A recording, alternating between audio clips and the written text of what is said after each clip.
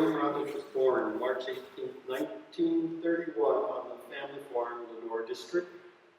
Her mother Mary, or May Pollock, and father William Henry, or Harry, Rutledge were born January 1st, 1917. She had 3 older brothers, Doug, Glenn, and Al. Merle rode her pony Pearl to attend the Ravine and Lenore schools, and she did what normal girls did, helping her mother cook, clean in the house, look at the cows, water the chickens, collect the eggs, beautiful stuff. Every fall, older brothers, Doug, Glenn, and Elvin would slaughter the chickens. Some they would keep for their own use, and others they would take to town and sell to the towns. Any vegans out there? You might want to buckle up for this one. Now back then, the quickest and most humane way of dispensing with chickens was to chop their heads off. Now when you do this, chickens don't just lie there and say, "Oh, something you cut my head off." No, they flap their wings around and they make a great big show out of it, and just generally not too happy about it. And sometimes when you set them on the ground, they will actually get up and run around for a short distance. On one such day, Merle, having finished her chores, decided to check on her brother's progress. And just as Merle was approaching, brother Glenn, the practical joker of the family, chops the head off a chicken and throws it towards Merle. When Merle happened to look up, all she sees is this headless chicken flying straight at her. And when it landed a few feet in front of her, this headless chicken, with wings still flapping, gets up and runs straight at her. So with a shriek, Merle turns and bolts all the way back to the house. It was rumored at the time that if anyone happened to have a stopwatch at the time and timed Merle's little dash to the house, she would easily have broken the 100-yard dash on that given day. In 1943, after a lengthy illness, Merle's father Harry passed away. May continued on the family farm until 1948, until newly married Elvin took over the reins. And just a note here, Kathy and Barry Rutledge are still living in that house, so still looked after and staying in the Rutledge family. So with Merle and Tone, Mother May took her to Virden, where she became a very reputable seamstress and dressmaker. And Merle, after a short stint as a nurse's aide, decided bedpans wasn't quite what she wanted to do with her life, so no more nurse's aides. So she enrolled at the Brandon Logan Business of School. Upon graduation, Merle was hired on as the new office manager at the Ag Rep office in Virden. It was here that she met a certain John Robert Mooney, or Jack to his friends, who just happened to be stopping by to visit Lloyd Henry, the Ag Rep for the area. And for some reason or happenstance, all subsequent visits from Jack to the Ag Rep office seemed to coincide when the Ag representative wasn't around. So Jack and Merle were married August 11th, 1951. The United Church was under major repairs at the time, but the Anglican Church allowed the United minister to perform the ceremony at their unique Fieldstone church. Now, with all the religious struggles going on in the world, I think they would take lessons from those two ministers, getting together and solving the differences.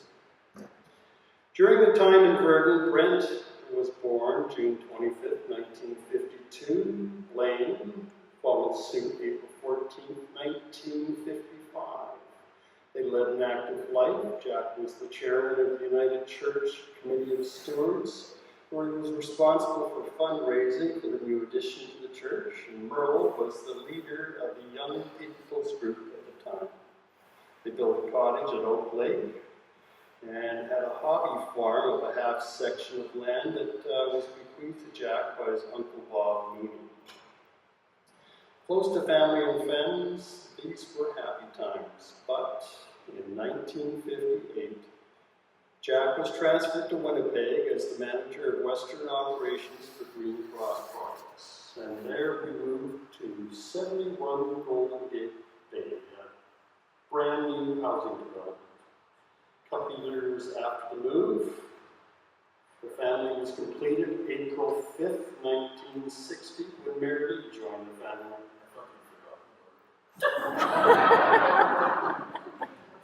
Who could forget Merle? Merle was the glue, as most mothers are, that she was the glue to our family because of Jack's job involved quite a bit of travel. Merle chose not to have a working career. Instead, she chose the far more difficult path of staying and being a stay-at-home mom. She was cook, cleaner, nurse, driver, event coordinator. Merle couldn't drive us there. She would make sure and make arrangements for us to get wherever we needed to go. We missed nothing. Merle ruled the house with two things: love and a dreaded wooden spoon. While Brent has confessed to me he had never felt the wrath of the wooden spoon, I, on the other hand, recall my knuckles wrapped on more than one occasion, and quite rightly so. I was smart enough to retreat. Merle's saving grace to her sanity was Jack's sister Gladys, who also lived in Winnipeg. She would come by to give Merle a bit of a break so that she could go out and do simple things like grocery shopping. Now, I never understood the significance of that until I took my two boys out shopping, and it was a constant, no run, don't touch that, put that back, and no, we're not buying that. It was pretty exhausting. A couple of times a year, Grandma Rutledge would bus in from Virden to visit and again spell Merle off for a bit. Now, at this time, I'd like to tell everybody a not-so-secret Merle snored.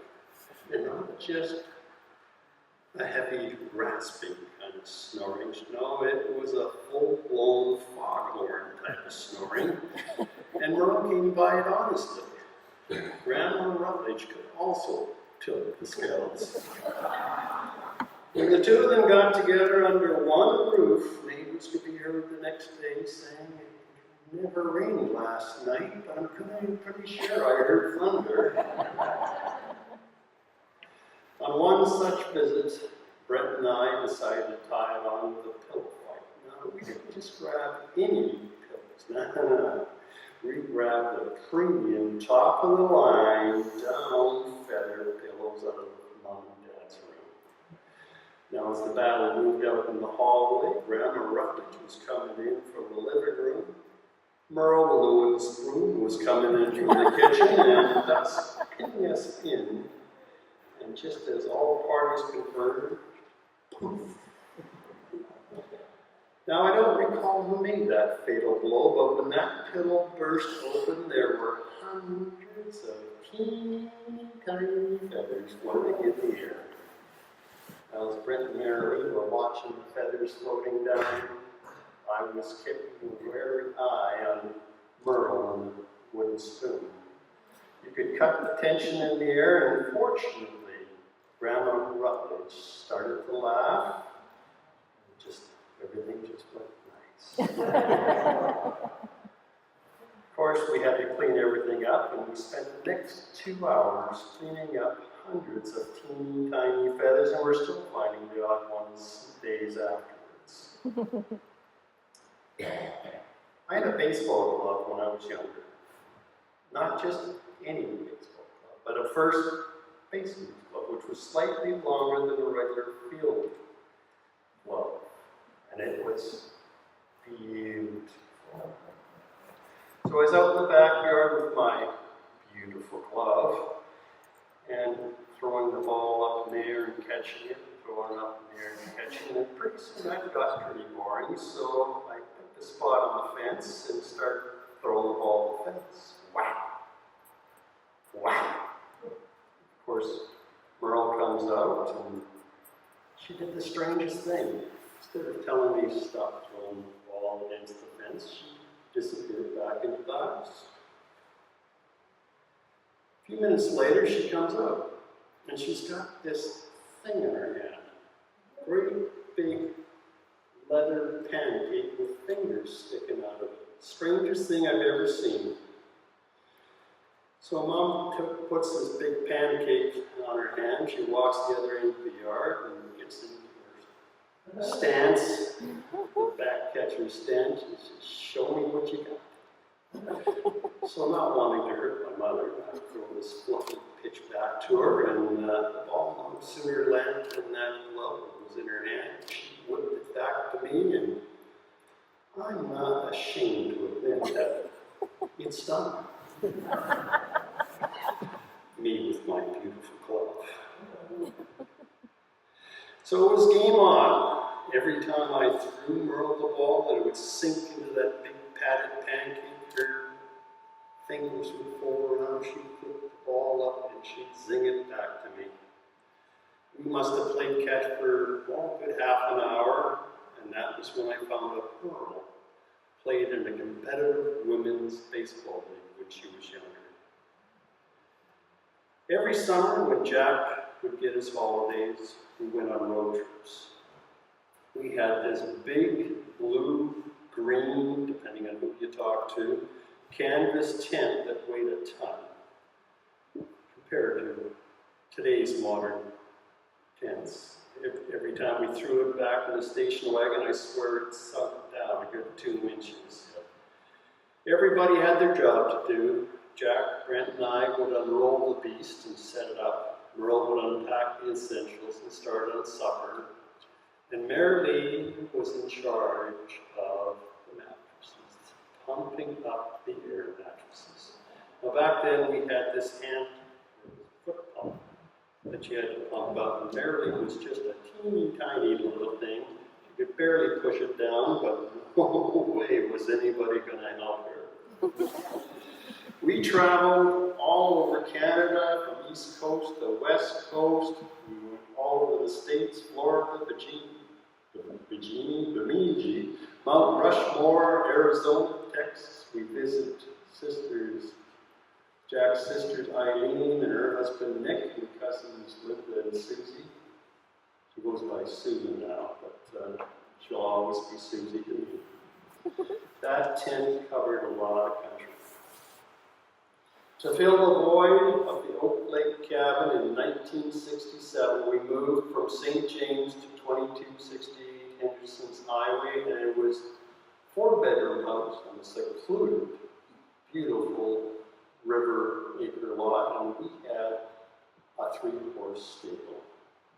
That's right, we had horses in the city.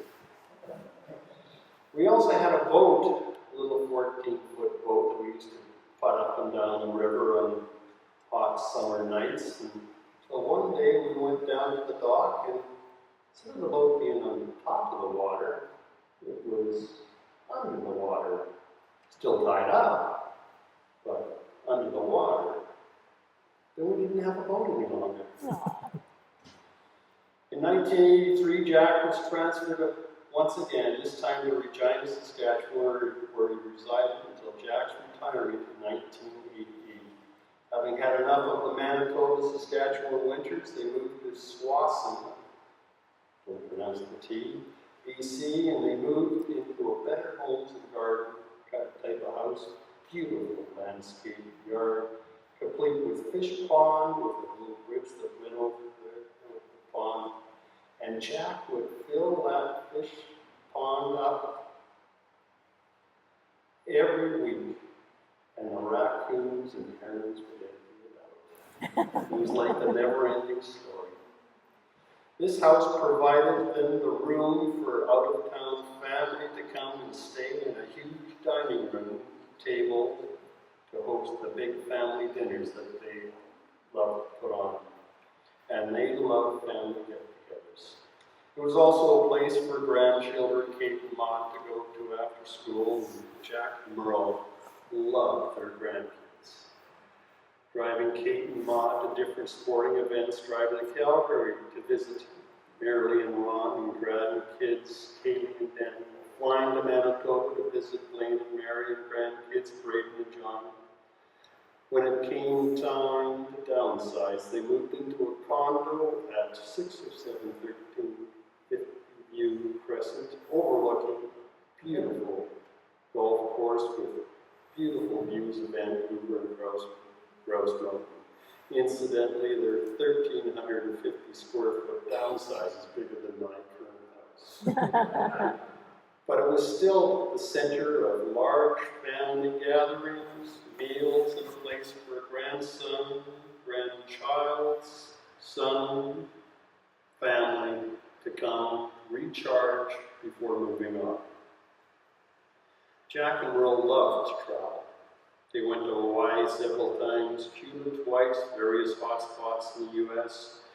And Jack was also part of the infantry that freed Holland during World War II. So on several occasions, they returned to Holland to join in on the veterans' celebrations with family, friends, and fellow veterans. They went back once again, this time with Brent, Kathleen, and grandchildren, Kate, Maud, and Eric, Kathleen's son, newly adopted grandchild. In 2010, Jack passed away after a lengthy struggle with cancer. To fill the void, Merle met with friends for weekly morning coffees at McDonald's. She also got together with cousin Diane, and they had lunch and supper dates regularly. Merle still hosted all the big family dinners. The bigger the better. She loved having family around and going for long walks. Use it or lose it, she would always say. In 2020, when the COVID thing happened, Merle made the decision to move back to Winnipeg to be near Merle and myself. While it was difficult to leave family and friends in Vancouver with the impending shutdowns happening due to COVID, it was the right decision at the time. So in the fall of 2020, condos sold, Brent and Kathleen loaded Merle up to avoid airports and planes and drove her all the way to Winnipeg, and without skipping the beat, headed all the way back. Merle stayed with us for about a week and a half because there was a bit of a delay with the moving truck before she could move into her assisted living apartment in River Ridge. Did I mention that Merle's smart? Like everything else, Merle made friends quickly and easily once she moved in and settled in River Ridge. It wasn't long before the staff there nicknamed her the Marathon Lady as her passion for walking continued. If the weather was unpleasant to go outside, then she would walk the halls to get in her 2 miles. And she had it all measured off on how long each hall was. Merle would split her time up, weekdays at my place, weekends at Marilee's. She loved her Pinty's Grand Slam curling and to watch the Jets and Vancouver's play, providing it wasn't too late. If Merle wasn't at my place or me at hers watching a curling game or hockey game, then we would call each other up for a commentary after each game. Incidentally, I had the pleasure to have Merle join me for up till now, and we still continue that tradition, watching the Pinties and the hockey games. Another favorite thing for Merle was road trips. At least once a year, we would head out west to visit every possible relative we could. Stop off at Brandon, have lunch with Daryl and Linda, check in with the Jays Inn or Garth and Maxine Rutledge's, see as many relatives as possible in Virden, visit Jack at the cemetery before heading out to Garth and Jackie Mooney's.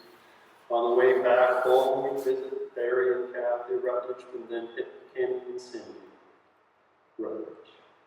Merle would absolutely amaze me as we drove around the countryside. We would be driving by certain farms, and she'd rattle off names of every person that lived at this farm and that farm, and some of the farms didn't even exist. They were just rubbles. They were all abandoned. But she knew the kids, everything. It's just amazing. I'm lucky if I remember my own name when I wake up in the morning, and she had everything down. But the best road trip we ever had was the last one. That's when all four of us got together. When John and Haley produced Merle's first great-grandchild, I don't think her feet touched the ground. When Haley went back to work, Merle was at my place just about every Friday because that was our day to babysit little Lorelei. When Lorelei could walk and talk a bit, as soon as Merle walked in the door, she'd go and reach underneath the bench by the front door, grab her slippers out for her, then walk to her Merle's favorite chair and tap on it. This is Gigi's chair. Aww. Merle so enjoyed those Fridays. Since Merle's passing, Maud has also brought another little offering into the fold. See if I got the name right. Lachlan Jack Morgan Young. Did I do it? Good. And we also have another announcement. Haley is also expecting and hoping to have another little rugrat join the clan later in the fall. Christmas was one of Merle's favorite times in the year, not just because it was a time for family and to get together, but it was when Merle got her calendar from Mom.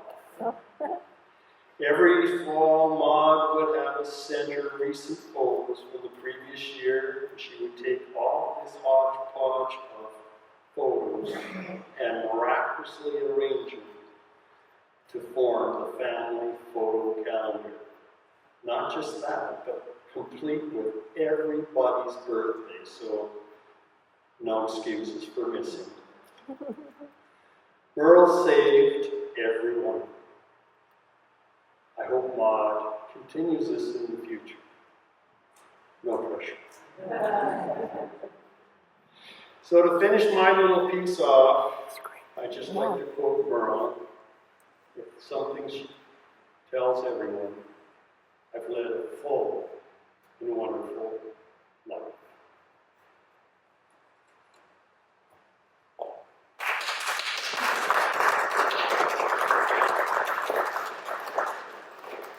Thank you, baby brother.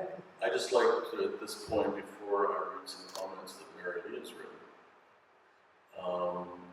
thank my brother for all the work he did with Merle, managing her finances when she was in Winnipeg, and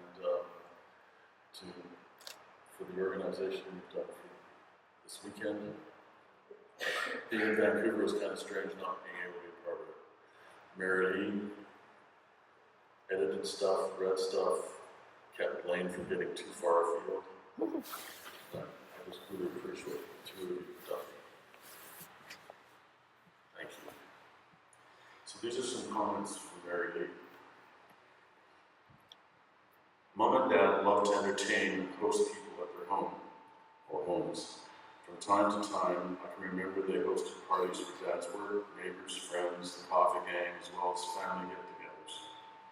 Being the city branch of the family, they often had out-of-town guests and loved to show them around, whether they lived in Winnipeg, Regina, or Vancouver. Mom was the ultimate tour guide. Mm-hmm. As Blaine notes, she enjoyed hosting family dinners all through her life, and I think we all used to get a kick out of her lists, all written on small little pieces of paper. The grocery list, the to-do list, the dinner menu list. She wasn't going to forget the buns warming in the oven ever again, and yet somehow she did. Frequently. And I think sometimes we waited for the buns to get really dry before we told her about them. It's just debauchery.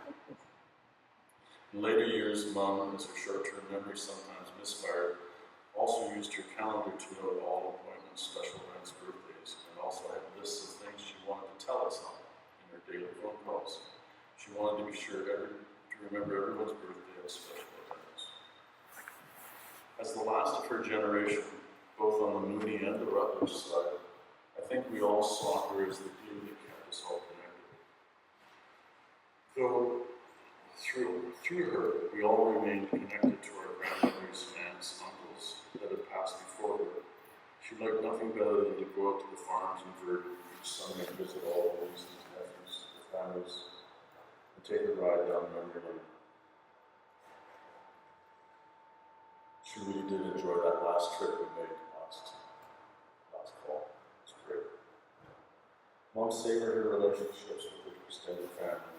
She always ensured that she stayed connected with her brothers, sisters-in-laws, brothers-in-laws, as well as Dad's family, and all those connections extended to her nieces, nephews, and their families.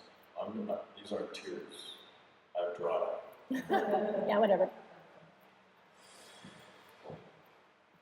She was always happy to receive a card, a letter, a phone call, or better yet, a visit from a family member at the River Ridge.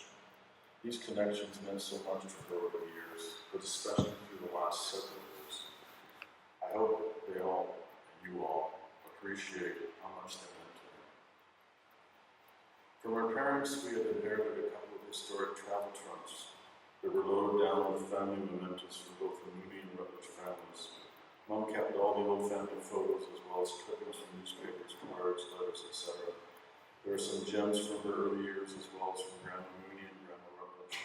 I'm amazed by all the things she and Dad have kept. But they obviously found them to be meaningful. They provided another window into their lives and our lives as well. Mom loved to document every family and friends event, visit, trip with photos. In her and Dad's retirement years, she enjoyed creating photo albums for her and Dad, but also for her kids and grandchildren.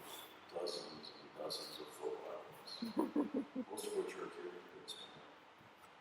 She liked nothing better than sitting with one of us and going through photos and sharing memories. She still had a couple of photo projects she wanted to tackle before she passed. Mom was also a faithful watcher of Wheel of Fortune and Jeopardy, and worked on the daily crossword.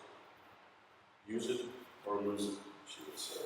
That was her strategy, and it seemed to work for her. She remained sharp until the end. Not really forgetful.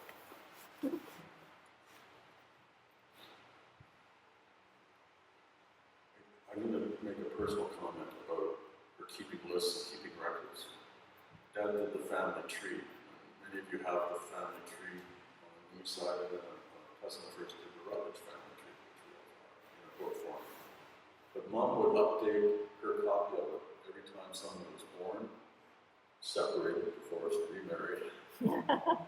They were all put in there. But after a while, with all the changes, the grandchildren went in and ink, but any new relationships went in pencil. And you'd go and check, and you'd know you were accepted in the family when she'd written over the pencil with ink. Unfortunately, Mari, Eric's partner, got put in pencil, and sometime last fall she put her birth date in ink, in red ink, but her name's still in pencil. But we're going to do that as an oversight of old age and a forgetful memory. Anyone that knew Merle knows how much she loved tending to all of her yards and her gardens, Winnipeg, Regina, Slawson. The house in Slawson had an incredible park-like yard, and she spent many enjoyable hours ensuring that perennials and annuals put on a show with all its colors. While Dad did battle with the herons and the raccoons that tried to decimate fish in the backyard pond, Mom led a more sedate life, tending the flowers and tackling the weeds, spreading ivy plums. Dad often suggested they hire someone to help with the yard, but she would have none of that because she really enjoyed it. She just didn't trust anyone else to do the job. Except me, of course, because every time I came over, because she watched me. As Mom and Dad indicated, Mom and Dad enjoyed traveling and instilled in all of us through many family trips when we were younger that same feeling. In the 80s, I had the benefit of being, this is Mary, remember, in the 80s, I had the benefit of being at home when my parents were there for a veterans reunion. After the reunion, they rented a camper van and we toured Belgium with friends, taking in the sights around Paris as well as Normandy. Later, Mom and I backpacked, and that's in quotation marks, but they did have backpacks, I don't know why it's in quotation. They backpacked through Scotland and England, staying in hostels where she was every backpacker's favorite. She's definitely the oldest backpacker in the hostels. I and other extended family members had many other adventures with Mom. She was always up for a new experience. You only had to slightly twist her arm to convince her that she should be going with you. And she was the best navigator no matter where you were. Vancouver, Paris, Nova Scotia, Phoenix, Scottsdale. You didn't need a travel app or GPS when you had Grandma and a map. And although we joked as a family about Grandma's favorite child, who will go unmentioned, and grandchild, we each had the benefit of a special relationship with her and Dad. They always encouraged us in all our adventures and some misadventures. They would caution us on some of our endeavors, but always supported us. Merle loved her grandchildren, and this extended to her chosen partners. She was genuinely interested in what they were doing, their friends, their dreams, and their plans. There was nothing better than when she got a visit with them or received a phone call. She was thrilled to become a great-grandmother and was looking forward to meeting her niece.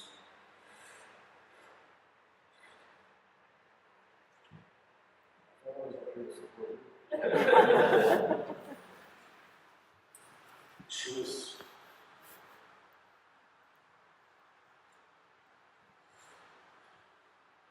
looking forward to what?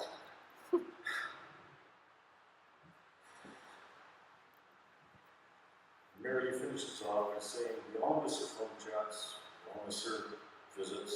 They always ended with, and I love you, and a night night. That was fun.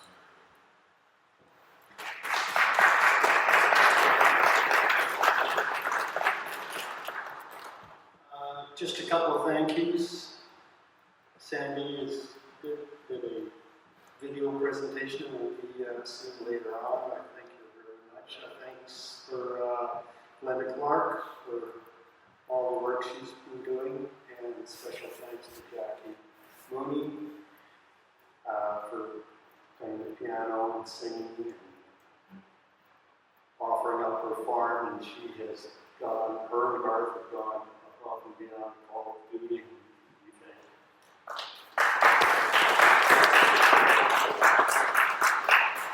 you. Everybody's welcome to attend the cemetery thing. Anybody wants to come, great. I'm going to tell you right now, I'm going to be handing out sheets up there. Jackie's going to be singing Amazing Grace, and she's going to be doing the first verse on her own, and the next three, I want everybody to join in. And if you're anything like me, I am monotone, out of sync, out of tune, doesn't matter. Get out there, belt out the last versions of the Amazing Grace so Merle can hear it, and I think she would really appreciate that.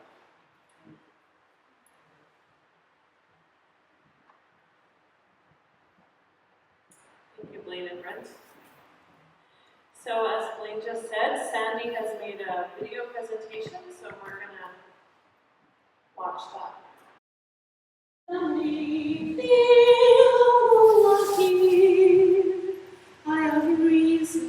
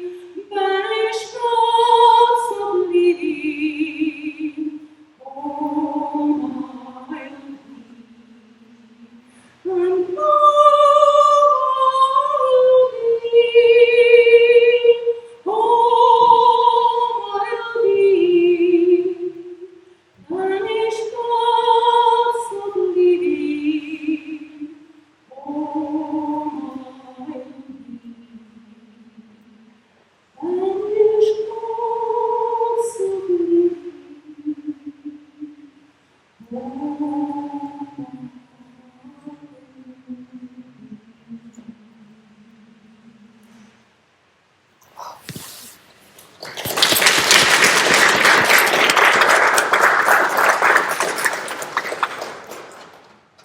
you, Jackie. That was beautiful. So friends, as we go from this time together, I have a little bit of life advice. Are you ready? Yes. They're asleep. Are you ready? Yes. I want you to always pray to have eyes to see the best in people, a heart that forgives the worst, even if it's got a wooden spoon in their hand, a mind that forgets the bad, and a soul that never loses faith in God.